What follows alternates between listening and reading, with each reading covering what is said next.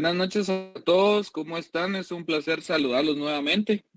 Me disculpo por no haber podido acompañarlos en los 2 días anteriores a la clase, pero yo no sé si recuerdan que en algún momento les decía que por algunas cuestiones de trabajo, pues se me iba a complicar dar el curso, pero siempre íbamos a procurar no dejarlos desatendidos, y de esa cuenta es que el licenciado Fernando Zapata pues me hizo el favor de estar con ustedes compartiendo conocimiento. Entonces, em, presento las excusas del caso y pues no sé si tienen algún comentario al respecto, y si no, pues continuamos con el desarrollo del curso. Estaba verificando que ya la próxima semana inician sus primeros parciales, entonces ya estamos con bastante proximidad a evaluarnos también de el derecho procesal de trabajo. Entonces creo que estamos en un tiempo prudencial para que ustedes puedan empezar a estudiar y pues básicamente a afinar los últimos detalles con algunas dudas que tengan, algunos comentarios, y pues de esa manera puedan tener los mejores insumos para poder lograr la mejor nota en su examen parcial, ¿verdad? Veamos que ahorita viene bastante sencillo porque son cuestiones bastante doctrinarias y de cierta manera algunos aspectos que ustedes ya habían abordado en el procesal sustantivo individual y procesal sustantivo colectivo. Entonces, creo que el contenido da para que ustedes saquen una muy buena nota. Entonces, ya posteriormente, pues sí se complica un poquito más porque ya viene el tema de aspectos puramente procesales, y pues ahí ya vemos un poquito más de complicación con el tema de fases de un proceso, plazos, ciertas actuaciones, ciertos elementos de prueba, sentencia, etcétera. Entonces, tratemos ahorita de aprovechar el contenido y vamos a tratar de explicar o de dejar el contenido para el primer examen, por lo menos hasta la clase siguiente. ¿Estamos? Que va a ser el día martes. Entonces, les pregunto si tenemos alguna duda al respecto. Licenciado, buenas noches. Buenas noches, Sharon. Una pregunta, ¿qué plataforma utiliza para poder realizar el parcial? Ok, excelente pregunta. Fíjese que nosotros utilizamos el Classroom, y para la evaluación pues utilizamos un método bastante sencillo que es que ustedes puedan responder un enunciado en decir si es el mismo verdadero o es falso, ¿verdad? No es una complicación, no es una pregunta directa, sino que únicamente les consigno ciertos enunciados, y pues ustedes ya con su análisis y con los contenidos que hemos desarrollado en clase, pues deciden responder que este sea verdadero o sea falso. Puede ser de 10 preguntas que sean a 3 puntos cada una, o pueden ser 30 enunciados que tengan un valor de 1 punto cada uno. Eso todavía no lo he definido, pero ya en estos días lo voy a hacer. ¿Estamos? Gracias, Lili, gracias. licenciado. Mejor Perfecto. 10 preguntas, Vicky. Más fácil, ¿verdad? Nos ahorramos el tiempo.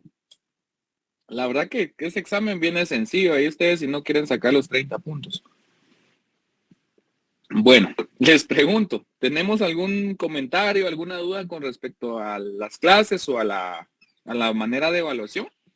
Si la tienen, pues la pueden hacer en este momento, y si no, pues todavía creo que tenemos una clase adicional para hacerlo. Bueno, yo creo que está... Adela, por favor. Disculpe, el horario de su examen, Vic, El horario de clase. a las Tenemos, 7. exacto. Gracias, Vic. Exacto. Si el examen lo hago con un poquito de complejidad, puedo darles 1 hora. Ahora, si el examen viene bastante sencillo, pues en una media hora ustedes pueden contestar el examen. Yo creo que alguno de ustedes ha estado conmigo en otros cursos y pues saben que yo no me complico la vida con el examen.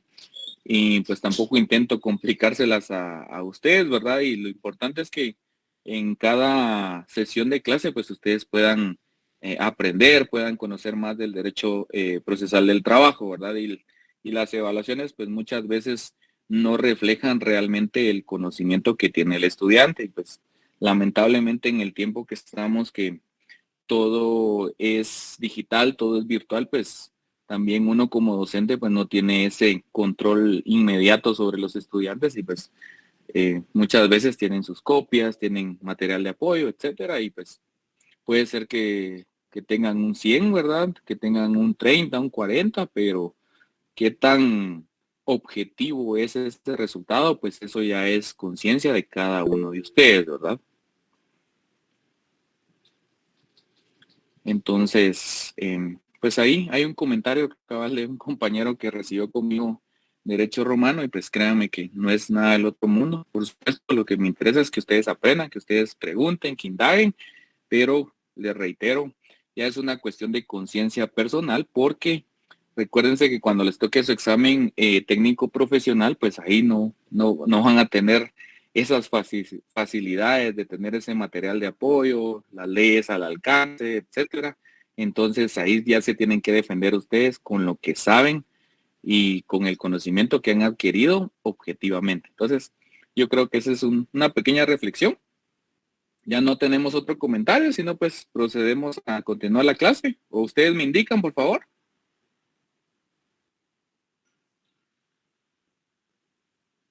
Yo creo que ya no.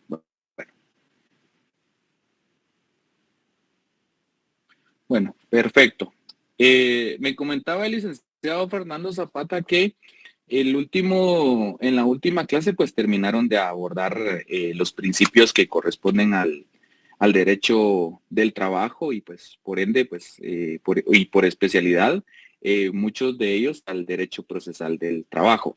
Entre ellos, pues está la oralidad, la concentración, la economía procesal, la sencillez, la preclusión, el principio dispositivo, impulso de oficio, etcétera. Todos esos principios realmente son pilares fundamentales para el derecho del trabajo y por ende para el derecho procesal del trabajo. Hay unos que definitivamente podemos enfocarlos únicamente en el área procesal porque en el aspecto sustantivo pues no tienen un efecto, ¿verdad? No tienen una razón de aplicación. Sin embargo, cuando nosotros estamos abordando aspectos puramente procesales, pues estos principios son elementales para entender lo que es el proceso del trabajo, ¿verdad? El juicio oral del trabajo. Y pues les aseguro que en otras clases que ustedes han tenido la oportunidad de cursar, que son referentes al área procesal, pues han tenido de cierta manera cierta similitud con algunos de estos principios, porque recordemos que el derecho procesal del trabajo también tiene una influencia fuerte de lo que es el derecho procesal, que este deviene del derecho común o del derecho particular, o como nosotros lo denominamos comúnmente como el derecho civil. Entonces, es por eso que estos principios pues tienen alguna similitud. E inclusive, recuerden ustedes cuando estaban en el tercer semestre que recibieron el curso de teoría del proceso. Y ahí trataron de explicarles o darles generalidades respecto a algunos conceptos, respecto a algunas instituciones que se aplican a todas las áreas procesales. Entonces, ya mencionamos en otra clase que según el ámbito de estudio, pues hay una área procesal en el derecho penal, hay un área procesal en el derecho administrativo, un área procesal en el derecho civil, y así podemos mencionar otras ramas del derecho que necesitan de ese instrumento procesal para hacer efectivo el derecho sustantivo. Bueno, perfecto. Ya después de abordado eso, y creo que ustedes lo entendieron muy bien, y si tienen alguna duda, pues de igual manera estamos aquí para solventarla, para responderla, pero sí es bien importante que todos estos principios nosotros los tengamos presentes cuando ya estemos ejerciendo la profesión,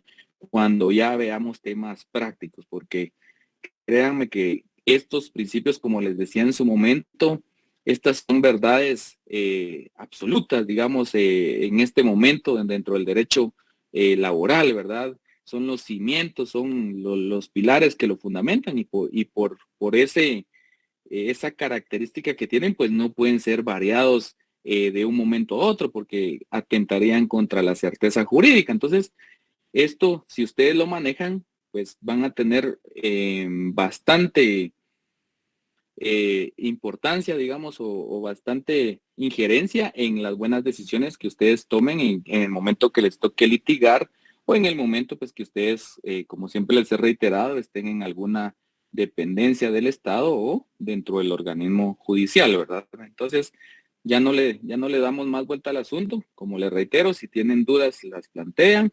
Si no, pues creo que las diapositivas y el material que les hemos dado, pues se encuentran explicaciones muy puntuales y sencillas para poder entender cada uno de estos principios. Ahora bien, les digo, una cuestión es lo que a veces vemos en la ley, lo que vemos en la doctrina, y otro es el aspecto práctico que nosotros vemos en el diario vivir de nuestra profesión, ¿verdad? En el área laboral. Bueno, perfecto. Después de esa explicación, ya abordamos los principios, ya sabemos cuáles son las funciones también de los principios, ya sabemos cuáles son las áreas principales del derecho del trabajo, la terminología, etcétera. Ahora nos corresponde prácticamente abordar lo referente a la autonomía del derecho procesal del trabajo. Cuando nosotros mencionamos autonomía, lo entendemos de una manera sencilla como aquella cosa o aquella área que tiene cierta independencia respecto de otros elementos, respecto de otros factores, respecto de otras situaciones. Entonces, así lo entendemos nosotros en un primer momento. Acá en la diapositiva pues encontramos una definición, digamos, generalizada de lo que es la autonomía y pues es de aplicación para todas las materias, ¿verdad? Para todas las ramas del derecho que poseen esta característica de ser autónomas. Pero como a nosotros nos interesa lo aplicable específicamente al derecho procesal del trabajo, es necesario que veamos lo que consigna la siguiente diapositiva. Entonces, acá ya vamos a entender por qué o cómo descifrar esta autonomía. El campo de aplicación del derecho procesal del trabajo es amplio y conforme se van desarrollando las relaciones obrero-patronales, interobreras e interpatronales, tiende a extenderse mucho más, ameritando una disciplina jurídica especial que lo regule. El derecho procesal del trabajo día a día enriquece su doctrina, vigoriza y consolida instituciones propias. Entre paréntesis, audiencias, sentencias colectivas, llamamiento conciliatorio, forzoso, inversión de la carga de la prueba, apreciación de la prueba en conciencia, etcétera. Bueno, se informa y nutre por una serie de principios propios. Posee un método propio para el conocimiento de la verdad, entre paréntesis, apreciación de la prueba en conciencia. Cuenta con una jurisprudencia privativa y especializada. Bueno, para que nosotros lo entendamos de una manera más sencilla, de una manera más práctica, para que nosotros digamos que el derecho procesal del trabajo posee esa autonomía, pues debe tener algunos elementos que son muy particulares o muy exclusivos de esta área del derecho del trabajo. ¿Y cuáles son? ¿O qué me hace distinguirlo de otras materias del derecho? Entre ellas, pues tenemos el objeto. Tenemos el objeto, tenemos los principios, tenemos las instituciones que no solo vemos dentro de las normativas, sino que también si lo enfocamos un poco más en el ámbito de la administración pública, pues también hay instituciones o dependencias del Estado que tienen una relación bastante estrecha con lo que es el derecho del trabajo. Bueno, entonces, ¿cuál podría ser un ejemplo para establecer estos supuestos que les acabo de mencionar o estos requerimientos que necesita una ciencia para ser autónoma? Veamos el primero, el objeto. Recordemos que en el derecho del trabajo participan dos actores. ¿Quiénes son esos dos actores? Tenemos al patrono y tenemos al trabajador. Esas son las calidades que le da tanto la doctrina como la ley. Bueno, pero ¿por qué van a adquirir estas calidades ellos? Porque resulta que como sujetos de derecho, pues se vinculan o generan una relación del trabajo. Esta relación de trabajo pues tiene como obligaciones principales de parte del trabajador pues prestar un servicio y de parte del patrono pues pagar una retribución o un salario por este servicio. Bueno, si nosotros vemos ese escenario en particular, decimos, bueno, el objeto del derecho del trabajo es darle cobertura o regular ese tipo de relaciones entre el patrono y el trabajador. Entonces, si nosotros comparamos el derecho del trabajo o el derecho procesal del trabajo con otras ciencias del derecho, vamos a encontrar que este escenario únicamente se desarrolla dentro de esta rama del derecho. O les pregunto a ustedes, ¿será que en el derecho penal encuentro en algún apartado que esa rama del derecho le da cobertura a una relación entre un patrono y un trabajador? Les pregunto. O les pregunto, pasémonos al área administrativa. ¿Será que ustedes encuentran en una rama, en otra rama del derecho, estas figuras o esta relación, digamos, entre un patrono y un trabajador? ¿Qué opinan ustedes?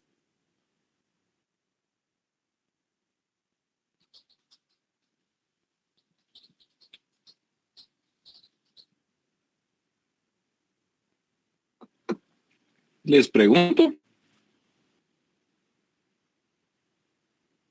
No, Lick. Yo pienso que Yo no. creo que no, Lick. Definitivamente no van a encontrar. Entonces, hay una especialización, digamos, en la cobertura que le da esta rama del derecho. Bueno, eso puede ser con el objeto. Entonces, si ustedes se dan cuenta, en el caso del derecho penal, pues tenemos esa relación entre, podríamos decir, la víctima y el victimario, ¿verdad? Esa cobertura es la que le da el derecho penal. Pues en el caso hablemos por ejemplo del derecho tributario, pues le va a dar cobertura a esas relaciones que se van a desarrollar entre la administración tributaria y el contribuyente. O en el derecho administrativo, le va a dar cobertura a esas relaciones que se dan entre el Estado y los particulares, o los órganos administrativos y los particulares. Entonces, vemos que estas ciencias del derecho pues tienen esa autonomía porque tienen un objeto específico, un objeto particular. Bueno, perfecto. Entonces, ahí digamos podemos decir, bueno, desde ese punto de vista, Lick, sí, definitivamente el derecho procesal del trabajo es autónomo porque tiene su objeto de estudio. Veamos otro elemento que fortalece esta autonomía o que la robustece, los principios. Los principios que hemos desarrollado, que corresponden de cierta manera tanto a la parte sustantiva como a la parte procesal, resulta que son principios que se desarrollan dentro del ámbito laboral. Y veamos, por ejemplo, uno de los primeros principios que abordamos, como lo era el principio de tutelaridad. Les pregunto, ¿Ustedes han evidenciado o han advertido que este mismo principio sea aplicado a otra rama del derecho? Y con la explicación que le corresponde, porque recordemos que no solo es el concepto, es también la definición, la razón de existir de esta conceptualización. Entonces, si nosotros vemos las demás áreas del derecho, vamos a denotar que no existe otra rama del derecho que aborde estos tipos de principios con ese enfoque, el principio de irrenunciabilidad, el principio conciliatorio, el principio de derecho público, de irrenunciabilidad, de garantías mínimas, etcétera. Son principios muy propios de lo que es el derecho del trabajo. Entonces, a través de esa explicación, pues nosotros evidenciamos que el derecho laboral y el derecho procesal del trabajo, pues también tienen sus principios. Bueno, ahora veamos bien.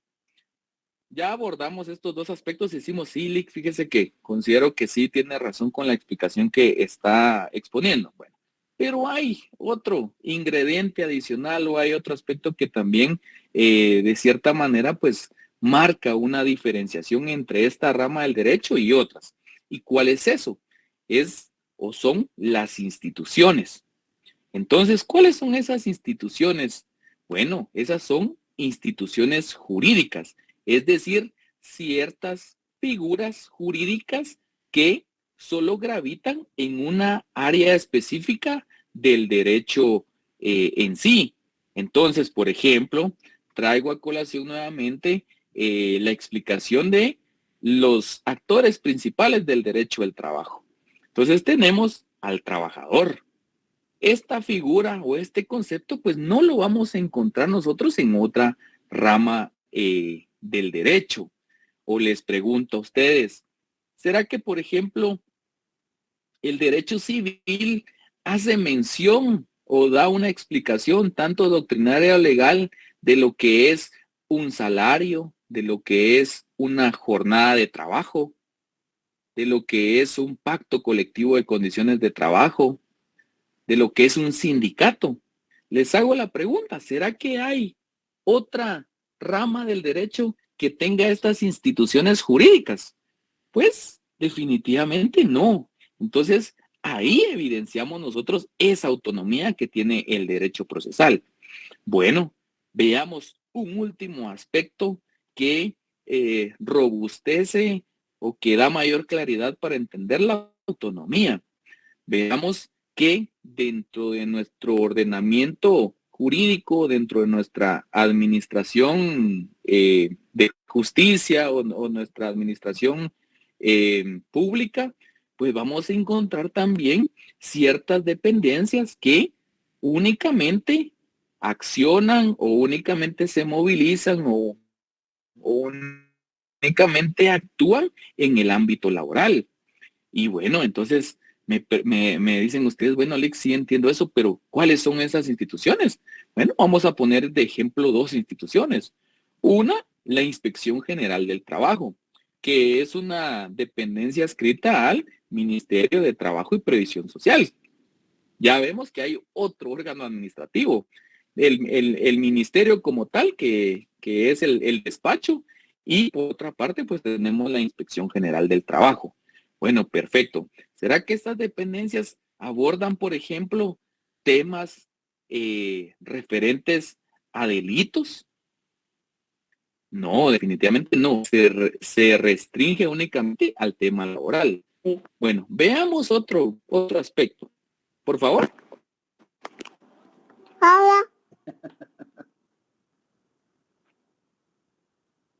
Ah, el bebé tiene dudas. ¿Me escuchan ahí? Sí. Ah, perfecto. Entonces, es decir, que hay esas instituciones o dependencias del Estado que son especializadas para solventar o para tener conocimiento de ciertos aspectos o ciertos asuntos dentro del ámbito laboral. Bueno, veamos un poquito más allá de eso. Bueno, tenemos 3 organismos de Estado, ¿se recuerdan? El organismo legislativo, el judicial y el ejecutivo. Bueno, ¿qué pasa cuando un conflicto o una controversia entre un patrono y un trabajador no puede solventarse en la vía administrativa o a través de la intervención de la Inspección General del Trabajo? Pues definitivamente acudimos ante un órgano jurisdiccional y estos órganos jurisdiccionales pues son especializados en el área de trabajo. Tenemos juzgados de primera instancia, tenemos sala de la Corte de Apelaciones y pues estos son órganos jurisdiccionales, perdón. Y estos órganos jurisdiccionales tienen esa característica de ser órganos especializados en una materia. ¿Y en qué materia? En el área laboral. ¿O será que, por ejemplo, algún asunto relacionado con un tema de femicidio, será que lo puede conocer un juzgado de trabajo y previsión social? ¿O será que puede conocer una sala de la Corte de Apelaciones de Trabajo un tema relacionado con un tributo o un impuesto dentro de una municipalidad? Pues definitivamente no, porque tiene una materia, tienen un área específica donde solventar problemas, donde conocer ciertos asuntos y pues, como les digo, existen también esos jueces que se han especializado únicamente en esa área, pues. Entonces, a través de lo que hemos mencionado, nos damos cuenta que el derecho del trabajo y el derecho procesal del trabajo son muy particulares, poseen esa autonomía, tienen esos distintivos que los hacen diferentes a las otras áreas del trabajo. ¿Y cómo lo podemos resumir? Con el objeto, los principios, las instituciones, las dependencias o instituciones del trabajo que también figuran o que se desarrollan en esa plataforma, en ese escenario. Entonces, básicamente, con eso nosotros entendemos qué es la autonomía. Y en palabras sencillas es, bueno, el derecho del trabajo es exclusivo, es específico y es distinto a las otras ramas del derecho vigentes o a otras ramas del derecho existentes. Entonces, les pregunto, ¿estamos claros con esa explicación? Sí, Sí, gracias. licenciado, muchas gracias. Sí, perfecto. Bueno, entonces, por supuesto, siempre tengo que hacer esa alusión a que la sociedad es cambiante. ¿Y eso qué significa? Que muchas veces tanto estos principios como estas instituciones pues pueden cambiar porque la sociedad es cambiante y por ende el derecho es cambiante. Entonces, no es que estén totalmente escritos en piedra, sin embargo, como les menciono, por generar esa certeza y esa seguridad jurídica, pues estos principios o estos objetos, el objeto, perdón, o estas instituciones, pues no pueden variar de un momento a otro. Es decir, deben de existir ciertos procedimientos o ciertos pasos para cambiar o adicionar uno de estos elementos, porque al final pertenecen a un sistema. Entonces, no puedo yo cambiar las reglas de un juego de un momento a otro. No, tiene que haber un mecanismo o un medio para que yo pueda hacer estos cambios, para que yo pueda modificarlos y eso en atención a que la sociedad es cambiante. Bueno, la siguiente explicación pues no tiene pues mayor relevancia derivado de que nosotros ya conocemos o ya tenemos una percepción más clara de lo que es el derecho procesal del trabajo. Sin embargo, pues acá está la definición, no vamos a profundizar porque creo que derivado de todas las explicaciones, pues ya lo tenemos más claro. Ahora bien, esta, digamos, es una definición, pues, doctrinaria, con cierto, digamos, sustento legal, pero eso no significa que esa sea la definición que ustedes tengan que manejar con exactitud. No, lo importante es que ustedes también realicen sus propias definiciones, siempre y cuando, pues, en ellas se incluyan los elementos fundamentales que dan vida al concepto que estamos definiendo. Entonces, la que está acá, como les digo, está bastante completa, pero ustedes pueden cambiarla, ustedes pueden darle un arte distinto de redacción, siempre y cuando pues se incluyan esos elementos esenciales de cada concepto. Entonces acá no vamos a dar mayor explicación. Bueno, veamos el tema de la naturaleza del derecho procesal del trabajo. Bueno, cuando nosotros hablamos de naturaleza, pues siempre tenemos que hacer cierta alusión a quiénes son los que participan o quién respalda el derecho o la rama del derecho de la cual estoy explicando. Bueno, veamos aquí en la diapositiva, me establece que la propia legislación define su propia naturaleza, siendo esta la de pertenecer al derecho público. Bueno, entonces, ¿qué sucede? Cuando ustedes les pregunten cuál es la naturaleza del derecho procesal del trabajo, pues ustedes deben decir que es de naturaleza pública. ¿Y dónde vamos a encontrar este extremo que les menciono?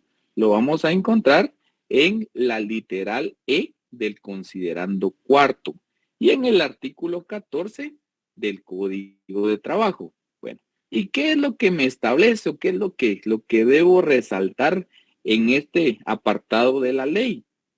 Me establece que el derecho del trabajo es una rama del derecho público, por lo que al ocurrir su aplicación, el interés privado debe ceder ante el interés social o colectivo. Bueno, ahora les pregunto a ustedes, bueno, cuando ustedes les han explicado sobre la naturaleza jurídica o la naturaleza de alguna área del derecho, ¿cuál es ese elemento fundamental o cuáles son esos aspectos que debo observar para poder decir si esa rama del derecho pertenece al derecho público o pertenece al derecho privado?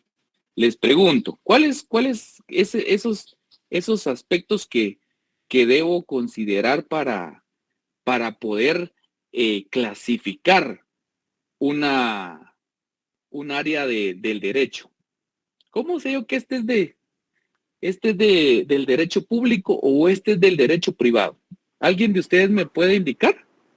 Licenciado, muy buenas noches. Yo pienso que es con la intervención del Estado. Excelente, excelente. Muy bien. ¿Alguien más?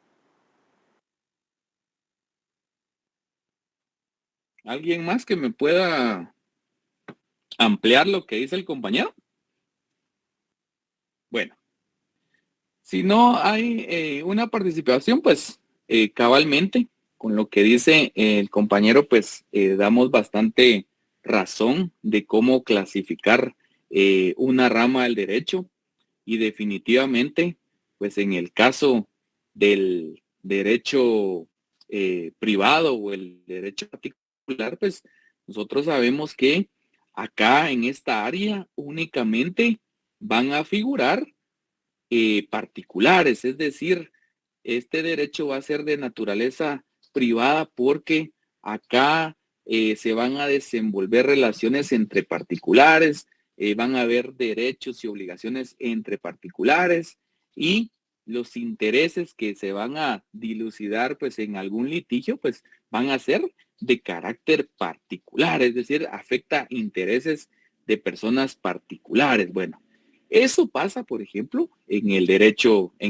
civil, en el cual pues de la lectura o de la estructura que tiene el Código Civil, pues nos vamos dando cuenta, pues cuando empieza a hablar de la persona, empieza a desarrollar el tema de la paternidad, el tema del matrimonio, de los bienes, de la propiedad privada, de los contratos, etcétera. Vemos que todas esas figuras están enfocadas dentro del ámbito privado, es decir, dentro del ámbito particular. Son cuestiones o son asuntos que se desarrollan únicamente entre particulares. No hay ninguna intervención del Estado. Bueno, pero ahora veamos en el caso del derecho del trabajo o el derecho procesal del trabajo. Si nosotros recordamos un poquito cuáles fueron los primeros temas que abordamos en cuanto al derecho procesal del trabajo, nos vamos a remitir a los principios. Y recordemos que los principios, pues, tenemos en el primer punto el de tutelaridad. Y ese de tutelaridad, pues, prácticamente es que la ley le va a dar un trato preferente, un trato privilegiado al trabajador ante esa desigualdad económica que existe entre este y el patrono. Bueno, pero perfecto. Ahora les pregunto a ustedes, ¿dónde vemos la intervención del Estado en esta situación? Pues básicamente en la normativa, porque si nos damos cuenta, y les acabo de mencionar que el organismo, el Estado está conformado por 3 organismos de Estado. Entre ellos tenemos el organismo legislativo. Entonces, cuando el organismo legislativo respeta o legisla de conformidad con estos principios, resulta que está manifestando la voluntad del Estado. Hay una intervención del Estado. Es decir, como les di una explicación en un momento, en una relación del trabajo no puede prevalecer la autonomía de la voluntad.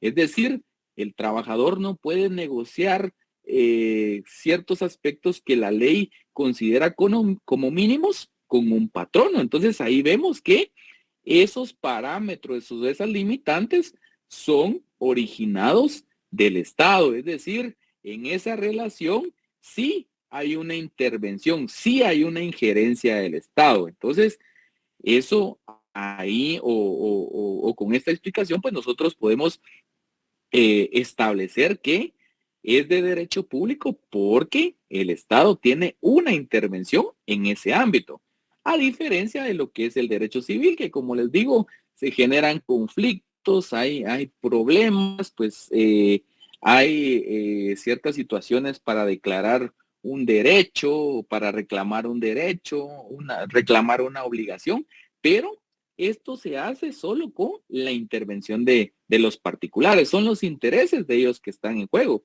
pero en el ámbito laboral no es de esa manera. El Estado sí tiene cierta, podríamos decir, parcialización con el trabajador, es decir, le protege ciertos derechos, lo protege ante ciertas circunstancias y le da un trato preferente. Entonces, ahí vemos que sí existe una intervención del Estado. Entonces, al existir esta intervención del Estado, pues concluimos en que esta rama del derecho es de naturaleza pública por la intervención del Estado como tal. Bueno, perfecto.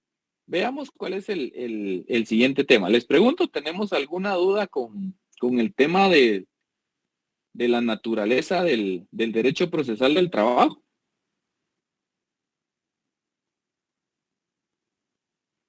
Yo creo que perfecto. Yo creo que eso es bastante sencillo de entenderlo. Y veamos, como les decía, el interés privado siempre debe atender al interés social. Entonces ahí vemos cabalmente lo que les acabo de decir, que el Estado es el que tiene esa intervención en ese tipo de relaciones. Veamos lo que establece esta diapositiva. El presente código y sus reglamentos son normas legales de orden público y a sus disposiciones deben sujetarse todas las empresas de cualquier naturaleza que sean existentes o que en el futuro se establezca.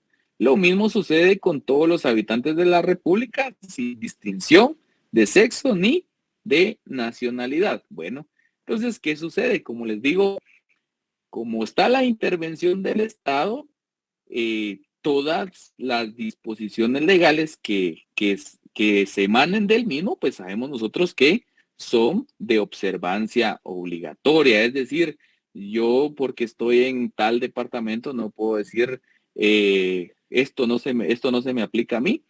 a excepción, ¿verdad?, de ciertas cuestiones que se dan dentro del derecho del trabajo que son como que muy particulares, pero de ahí las garantías mínimas, todos estos principios pues deben de respetarse. ¿Y por qué deben respetarse? Porque son dictadas o son emanadas de el Estado, es decir, de ese organismo o ese órgano, ¿verdad?, que tiene esa potestad, ese imperio en una sociedad, y entonces son obligatoriamente o deben de ser acatadas obligatoriamente. Entonces, ahí nuevamente vemos esa intervención del Estado como tal. Bueno, perfecto.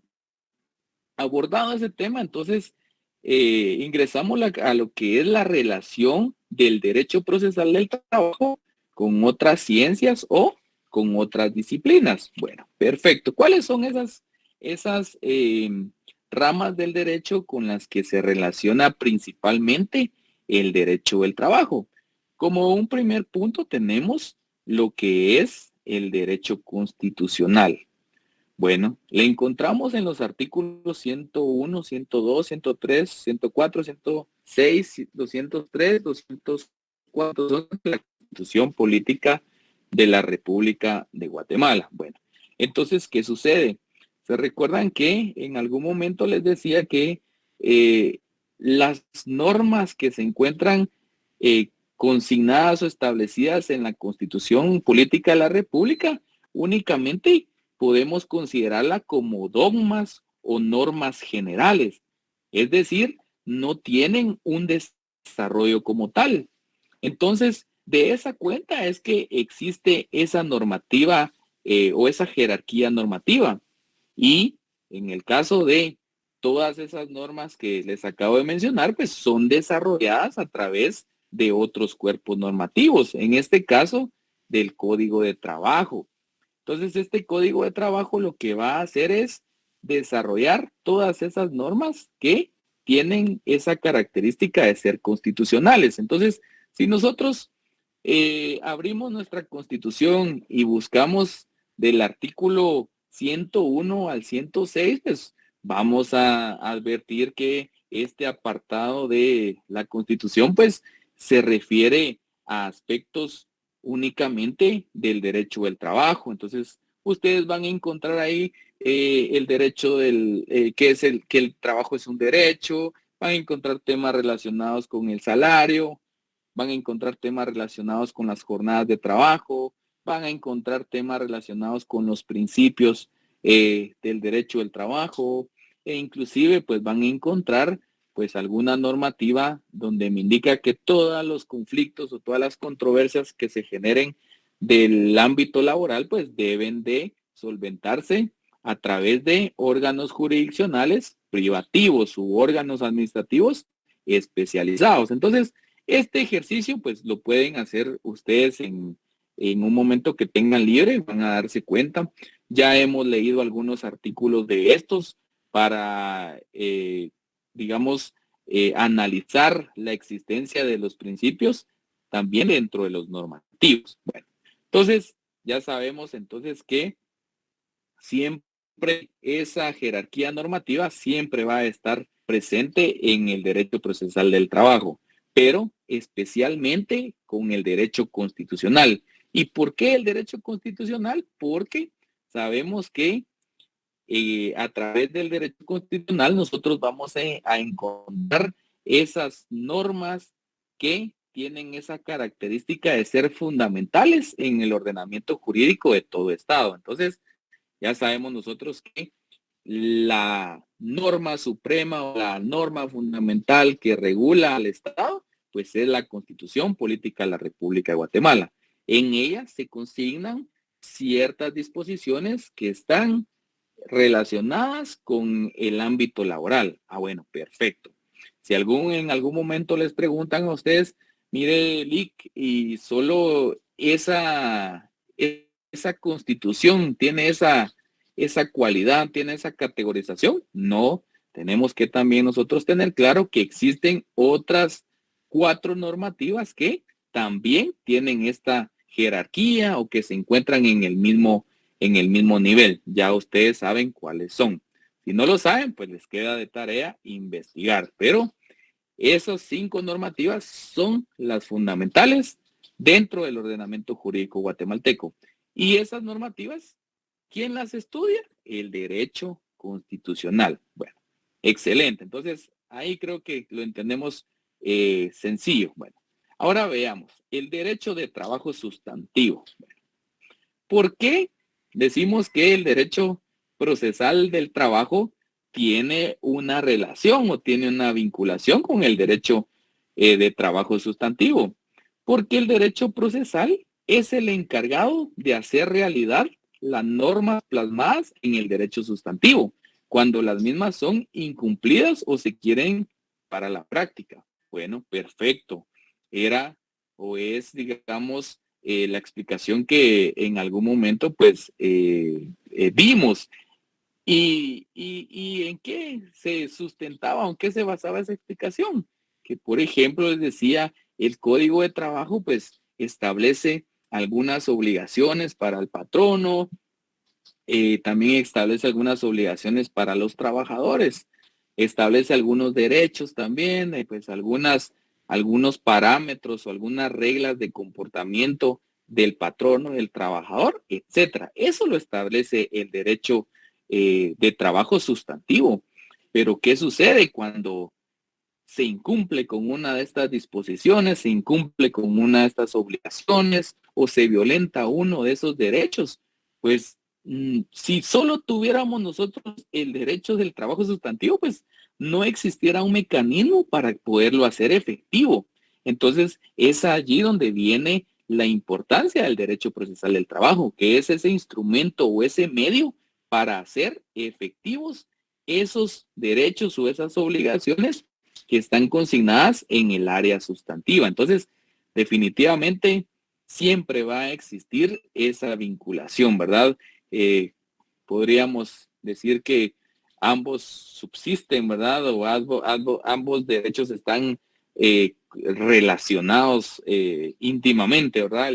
El derecho del trabajo sustantivo y el derecho procesal del trabajo. Entonces, ambos son necesarios para que exista una efectiva defensa, una efectiva tutela de lo que es el derecho del trabajo o el derecho de los trabajadores, que en este caso los menciono a ellos porque son los que tienen esa protección preferente. Bueno, es el siguiente o la siguiente disciplina con la cual tiene vinculación o relación el derecho procesal del trabajo. Tenemos el derecho procesal civil. Entonces, ¿por qué mencionamos el derecho procesal civil?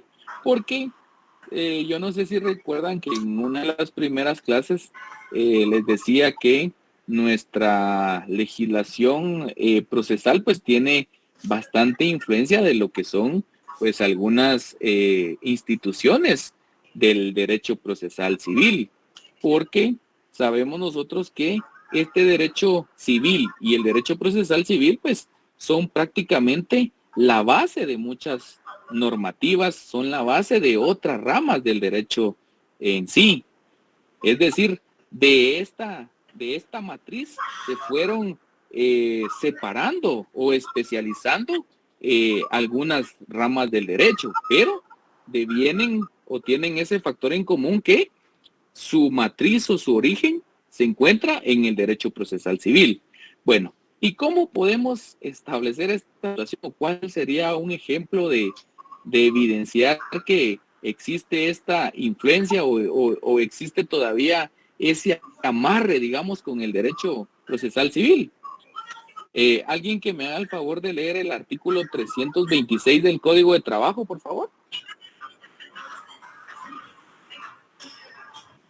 El 326, si fueran tan amables.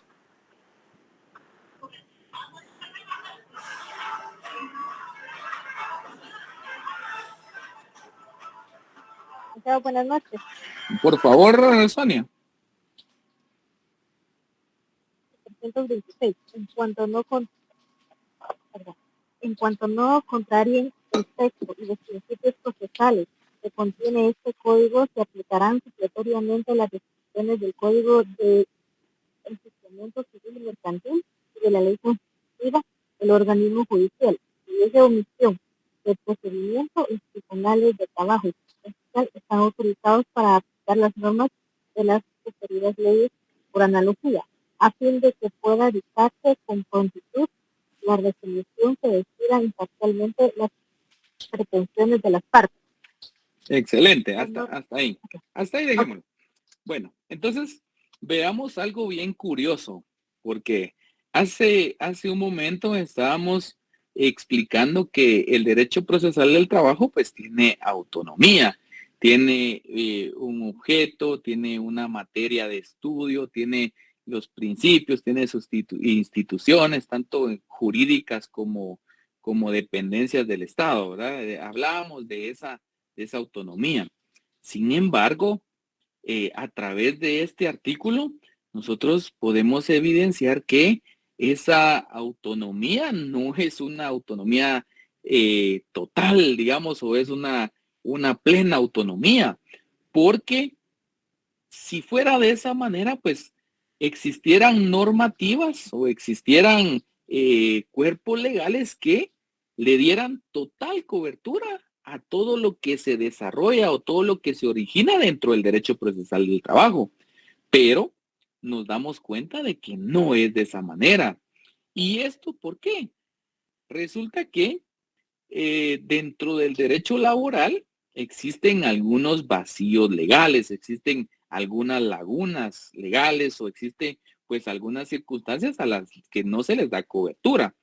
Y si nosotros recordamos, cuando estábamos viendo las funciones de los principios, veíamos que había una que se denominaba integradora. Y esta función integradora lo que hacía era suplir esos vacíos legales o tratar de llenar esos vacíos. Pero ¿qué sucede?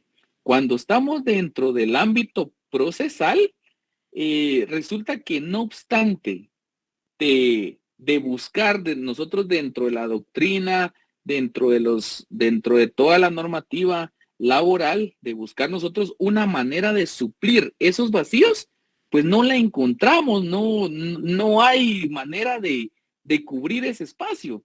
Entonces, ¿qué hace el legislador cuando se da una de estas situaciones? Entonces, el legislador básicamente me dice, fíjese que yo entiendo que si hay una situación procesal que no tiene la cobertura del derecho procesal del trabajo, entonces yo le voy a dar una ayudadita. ¿Y cuál va a ser esa ayudadita? Que usted puede sostenerse o puede remitirse a otros normativos para que usted pueda solventar esa problemática, solventar esa situación. Bueno, y en este caso, si recordamos lo que mencionó Sonia, pues nos menciona el tema de lo procesal, civil y mercantil.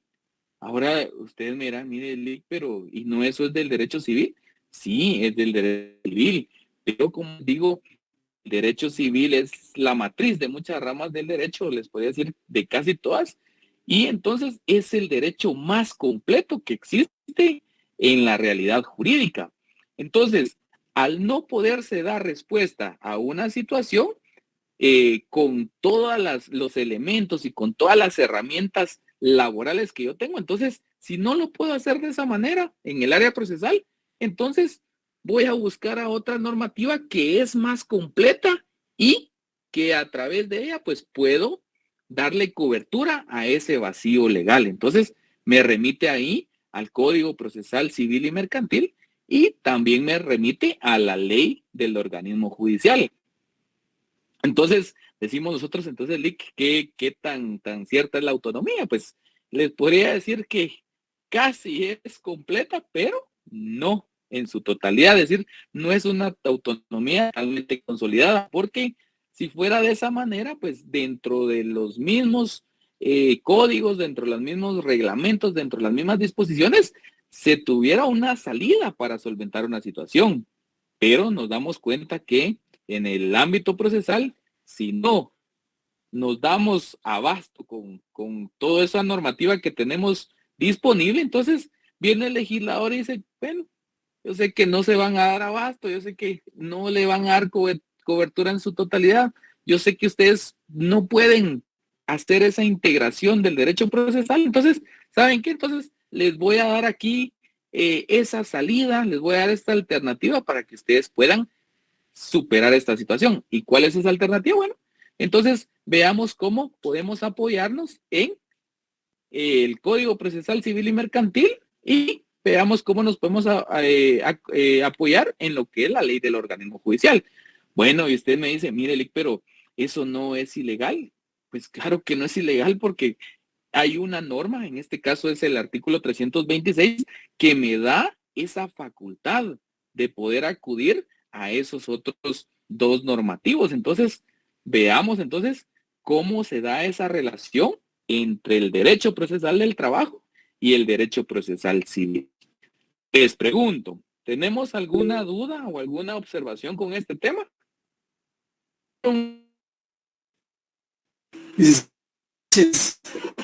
Me gusta saludarlo. Fíjese, licenciado, que en cuanto a esa autonomía que usted nos menciona, por ejemplo, yo veo algo en este mismo artículo, ¿verdad? Que dice, en cuanto no contra el texto y los principios procesales que contiene este código, se aplicarán supletoriamente las disposiciones del Código de Enjuiciamiento Civil y Mercantil, de la ley, y etcétera, etcétera. Pero precisamente en el principio de ese párrafo le vuelve a dar esa autonomía al Código de Trabajo, ¿verdad, licenciado? Porque está diciéndolo claro, en cuanto no contrarien el texto y los principios procesales que contiene este código, ¿verdad? Exacto, exacto. Entonces, siempre, sí, de esa manera es. Entonces, le das autonomía porque sí podemos aplicar o podemos integrar esos vacíos, pero recordemos que tenemos también ciertos parámetros.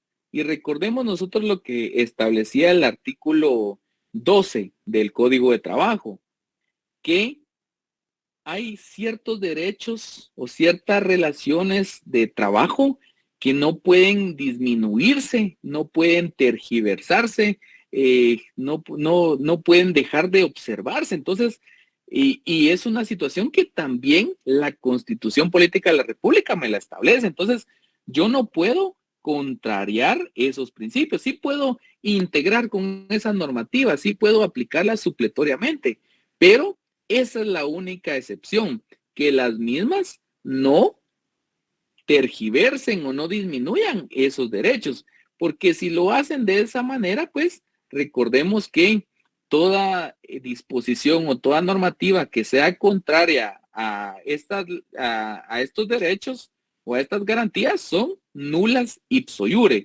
¿Y qué significa eso? Que no tienen validez, no tienen ningún efecto jurídico. Entonces, acá se utiliza este principio porque estamos un poquito más enfocados en el ámbito procesal, es decir, si dentro de unas fases o dentro de una fase de ese proceso ordinario laboral, pues no se establece un plazo o no se delimita bien una diligencia, pues entonces yo puedo aplicar supletoriamente el Código Procesal Civil y Mercantil. Bueno, pero perfecto, está bien, pero yo no puedo limitar o vedar un principio laboral, es decir, una cuestión que afecte al trabajador. Por ejemplo, digamos que, vamos a poner un ejemplo que eso es un supuesto, es un hipotético. Les digo, bueno, resulta que el código de trabajo me establece que al trabajador se le va a dar una audiencia por 24 horas, digamos. Pero resulta que hay una audiencia que hay que darle al trabajador, digamos, pero no está incluida dentro del Código de Trabajo. Entonces, bueno, no, tal vez no sería ese ejemplo. Vamos a irnos por el tema, digamos, de la carga de la prueba. ¿Se recuerdan cuál fue la explicación que les dio el IC Fernando respecto a esta cuestión de la inversión de la carga de la prueba? ¿Alguien que me pueda mencionar?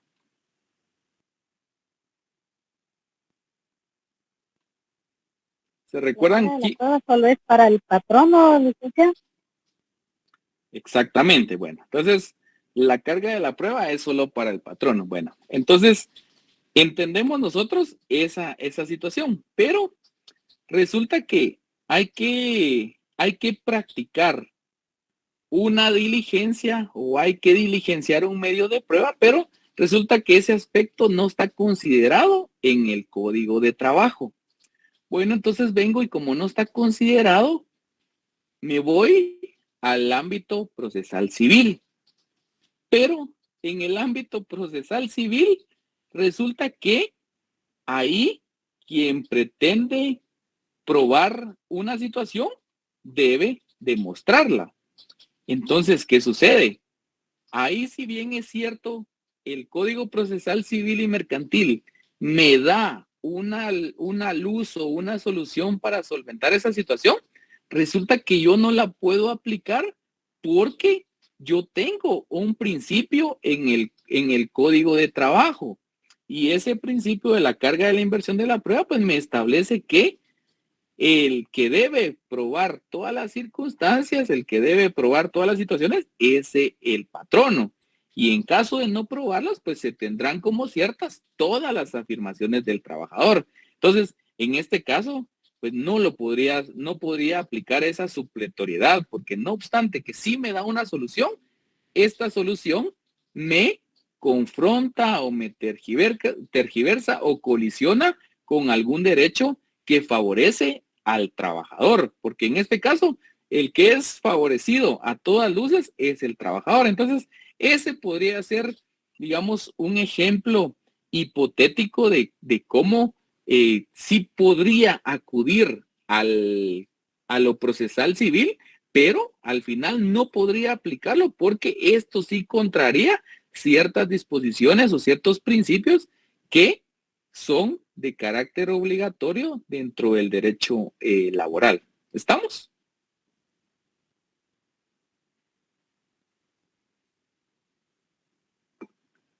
Les pregunto. Sí. Perfecto. Entonces, digamos, esas son las excepciones que se vayan dando. Conforme vayamos abordando, pues tal vez de las mismas se puede generar otro ejemplo. Entonces, les pregunto, por el día de hoy vamos a dejar el tema por ahí. ¿Tenemos alguna duda, alguna pregunta, alguna observación? No, No, licenciado. Gracias. Sí, me asombra que no tengan dudas, la verdad, pero espero que las clases estén bastante entendibles. ¿Alguien levantó la mano? Me generó algo, licenciado, una duda que me enredó un poquito. Digamos así como usted dijo, pues que en el caso del procesal de trabajo, la carga de la prueba es del patrono.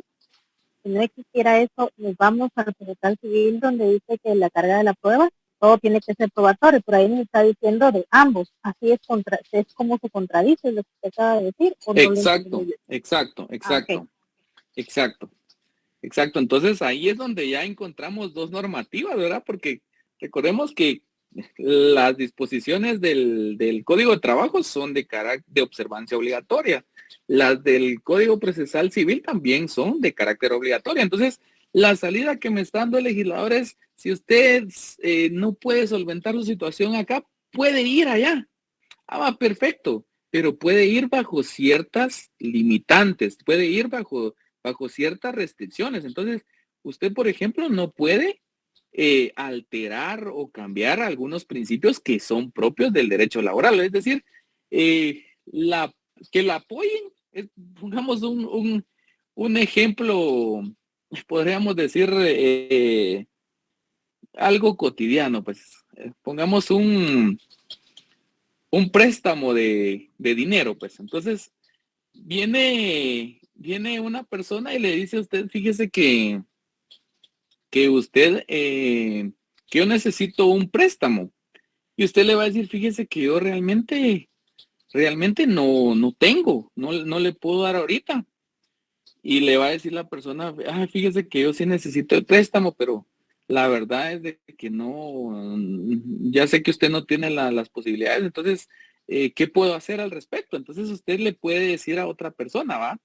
Mire, yo conozco que aquella persona sí tiene una capacidad económica mejor, tiene una estabilidad económica mejor o una situación financiera de una mejor posición. Ah, bueno, perfecto. Pero usted le va a decir a la otra persona, bueno, está bien. Entonces usted le va a decir a otra, la va a remitir a esa persona con la que sí tiene capacidad económica. Pero como usted vio a esta persona que definitivamente tiene necesidad y que definitivamente tal vez ni siquiera puede pagar un interés, le va a decir a la otra persona, mire, usted le pudiera prestar el dinero, pero no le cobre intereses, no le vaya a cobrar esos intereses. Entonces, ¿qué sucede en este caso? Usted le está poniendo una restricción a la otra persona para que le preste ese dinero. Entonces, como les digo, este podría ser un ejemplo cotidiano, es decir, yo le voy a facilitar la solución, le voy a posibilitar la resolución de esa situación, pero a la vez también le voy a restringir o le voy a decir a la otra persona, sí, préstele el dinero, pero por favor no lo haga con un contrato.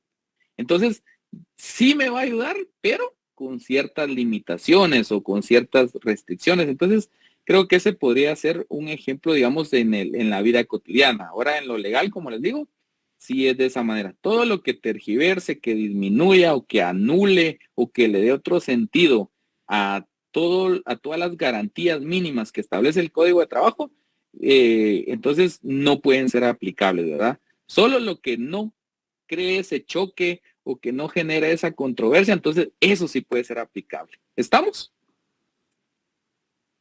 Sí, licenciado. Bueno, perfecto. Entonces vamos a dar por finalizada la clase de hoy. Espero que pasen una feliz noche, espero que empiecen a estudiar para sus otras cátedras y pues primero Dios nos vemos el día martes. Feliz noche, Lick. Feliz noche, Lick. Gracias, licenciado. Feliz noche. Gracias, licenciado. Buenas noches. Feliz noche, licenciado. Feliz noche. Feliz noche, cuídense. Feliz noche, Lick. Feliz noche.